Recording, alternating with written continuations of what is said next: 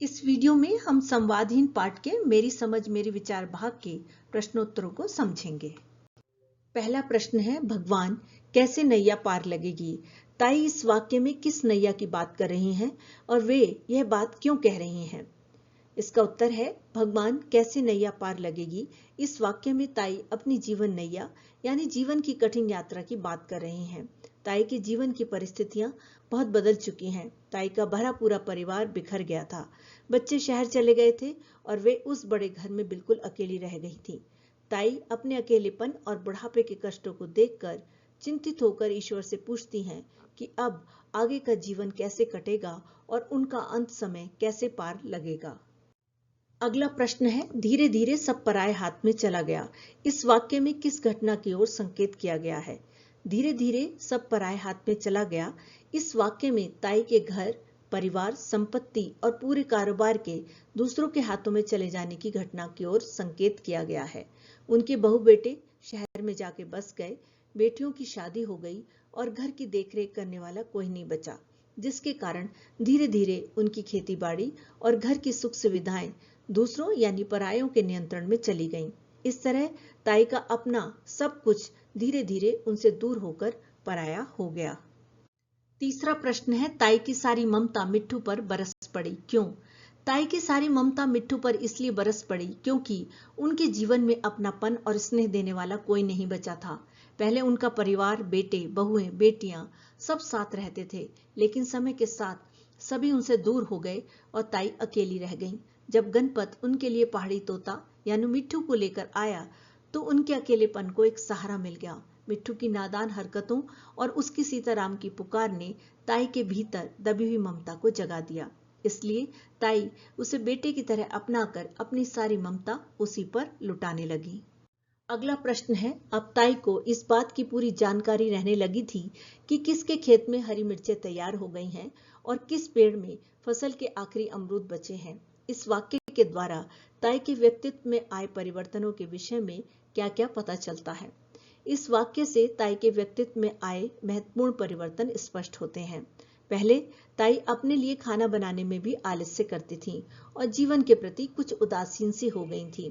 मिट्ठू के आने के बाद उनमें जिम्मेदारी, सजीवता और उत्साह लौट आया था, जो अब वे मिट्ठू के भोजन का विशेष ध्यान रखने लगी। इसलिए उन्हें आसपास के खेतों और पेड़ों की जानकारी रहने लगी कि कहां से क्या मिल सकता है। उनमें जीने की एक नई इच्छा जागी, जिससे उनका उदास और अकेला जीवन बदलकर सक्रिय और अर्थपूर्ण हो गया। अगला प्रश्न है, जगन मास्टर दूसरे मिजाज के आदमी थे। जगन मास्टर का व्यक्तित्व कैसा था? कहानी में से उदाहरण देकर स्पष्ट कीजिए। जगन मास्टर आदर्शवादी, दयालु और स्वतंत्र विचारों के व्यक्ति थे। उन्हें किसी भी जीव को बंधन में देखना पसंद नहीं था। उदाहरण के लिए, जब उन्होंने मिट्ठू को पिंजरे में बंद देखा तो उन्हें उसकी स्थिति पर दया आई। उन्होंने इसे अनैतिक मानते हुए पिंजरे का दरवाजा खोल दिया ताकि मिट्ठू खुली हवा में सांस ले सके। वे बार बार उसे बाहर निकलने का अवसर देते थे। जब उनसे अनजाने में मिट्ठू उड़ गया तो वे गहरे पश्चाताप में डूब गए। ताई को दुख से बचाने के लिए एवजी मिट्ठू को तैयार करने में उन्होंने अपनी पूरी शक्ति लगा दी। उनका चरित्र नैतिकता, मानवीय कर्तव्य और दयालुता को बहुत सुंदर तरीके से दर्शाता है। कहानी का शीर्षक संवादहीन किसके लिए सबसे अधिक सार्थक प्रतीत होता है? ताई, जगन मास्टर, मिट्ठू या नया तोता? कारण सहित स्पष्ट कीजिए। कहानी का शीर्षक संवादहीन सबसे अधिक ताई के लिए सार्थक प्रतीत होता है। ताई का पूरा जीवन इसी संवादहीनता की पीड़ा को दर्शाता है। उनके अपने बच्चे उनसे दूर थे और परिवार के साथ उनका भावनात्मक संवाद लगभग समाप्त हो चुका था। मिट्ठू के आने के बाद उनका अकेलापन कुछ समय के लिए दूर हुआ, लेकिन उसके उड़ जाने के बाद नया तोता उनकी पुकार का उत्तर नहीं देता। इस प्रकार ताई फिर से उसी मौन, अकेलेपन और संवादहीनता में लौट जाती हैं। ताई के जीवन में संवाद की कमी ही मुख्य समस्या है, जिससे यह शीर्षक सबसे अधिक उन्हीं पर लागू होता है। अब ये ही दो प्राणी गांव के बीच स्थित बड़े घर के उस सूने खंडहर में एक दूसरे को सहारा देने के लिए रह गए थे। ताई के बड़े से घर को सूना खंडहर क्यों कहा गया होगा? इसका उत्तर है, किसी भी घर की पहचान केवल उसकी दीवारों और आकार से नहीं बल्कि उसमें रहने वाले लोगों की हंसी, बातचीत और अपनेपन से होती है। ताई के घर को सूना खंडर इसलिए कहा गया क्योंकि जिस घर में कभी रौनक, नौकर चाकर और बच्चों का शोर रहता था, वह अब एकदम खाली और खामोश हो गया था। इतना बड़ा घर होते हुए भी वहां कोई रहने वाला या बातचीत करने वाला नहीं बचा। अपनों के अभाव में वह विशाल भवन बाहर से बड़ा और मजबूत होते हुए भी अंदर से उजड़ा हुआ, निर्जीव और वीरान लगने लगा। इसलिए उस घर को सूना खंडहर कहा गया है।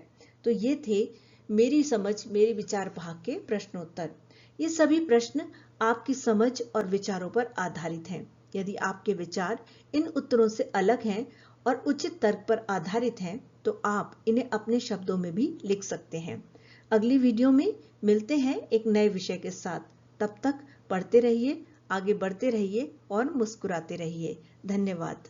यदि आपको ये वीडियो पसंद आई हो तो चैनल को सब्सक्राइब करें, लाइक करें, मित्रों के साथ शेयर करें और बेल आइकन को प्रेस करना ना भूलें ताकि आपको मेरी नई वीडियो की नोटिफिकेशन मिलती रहे। धन्यवाद।